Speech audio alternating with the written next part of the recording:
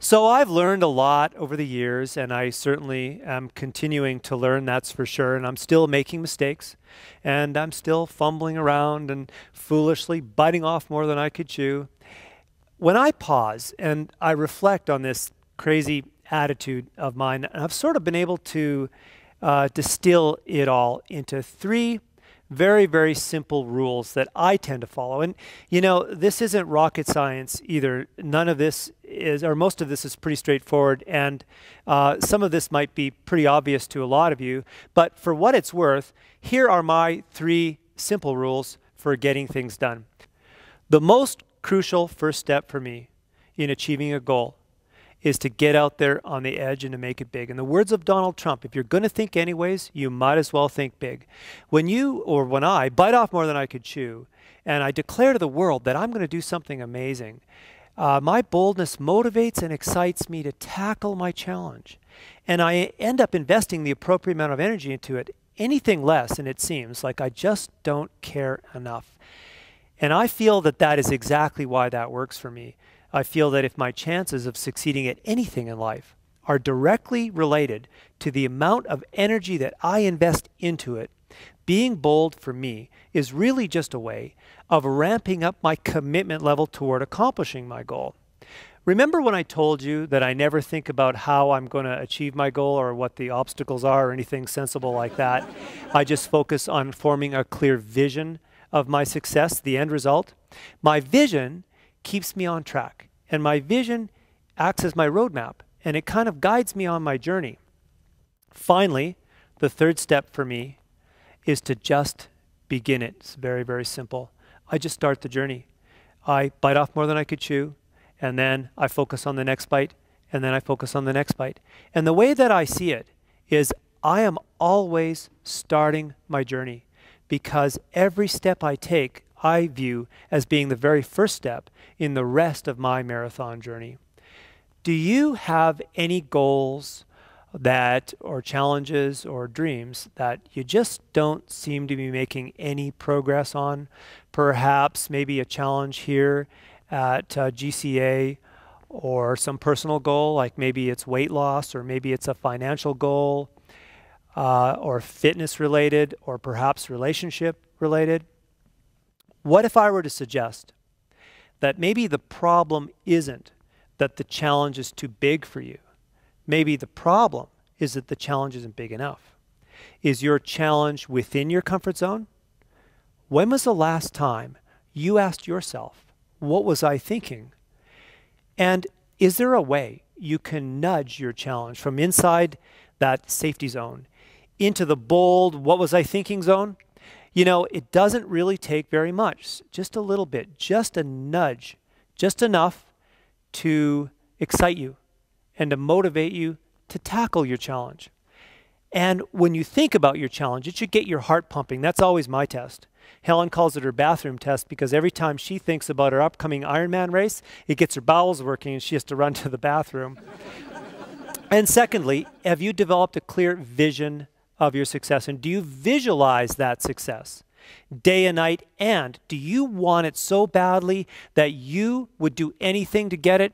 And finally, if you can do those two things, be bold about your challenge and develop a clear vision of your success, all that's left is just to simply begin it. Just go ahead, start your journey.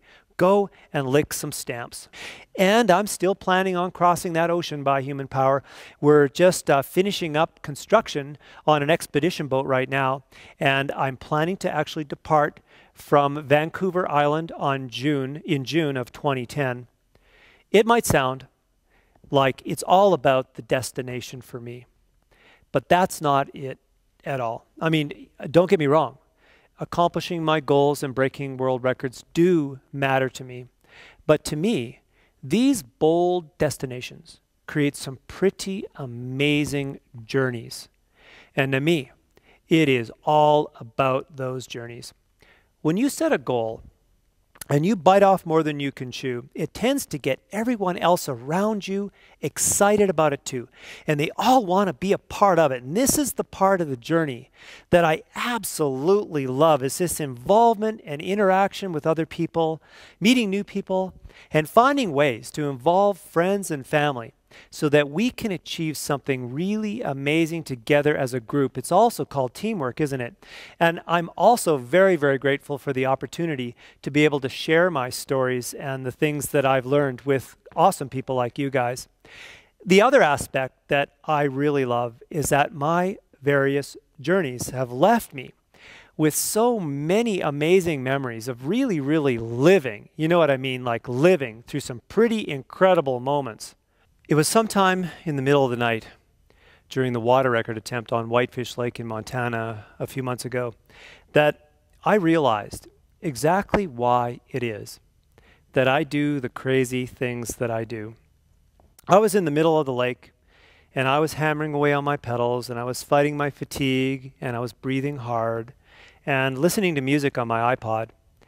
And I turned the lights off on my boat. Now, this was long after the sun had set, and the moon was still hidden behind a mountain, so it was very, very, very dark out. And the water was just sparkling, and the stars were like a million jewels shining in the sky. Absolutely surreal. It was amazing. When was the last time you stayed up all night long just to watch the stars? And then, right in front of my eyes, I saw two massive meteorites blaze right across the night sky. We're talking full-on fireballs here that left smoke trails and everything. It was absolutely spectacular. I couldn't believe it. At that moment, I could have cared less about breaking Carter's record. And I knew that this was what it was all about. You know, the world and our lives are full of amazing possibilities, and most of us experience so little of it. When you step out there and you bite off more than you can chew, your boldness exposes you to this hidden magical part of life, and this hidden magical part of you too. And I think that this was the magic that Goethe was talking about. Life is not measured by the number of breaths we take, but by the number of moments that take our breath away. When your destination is bold, your journey will be epic. Thank you very much.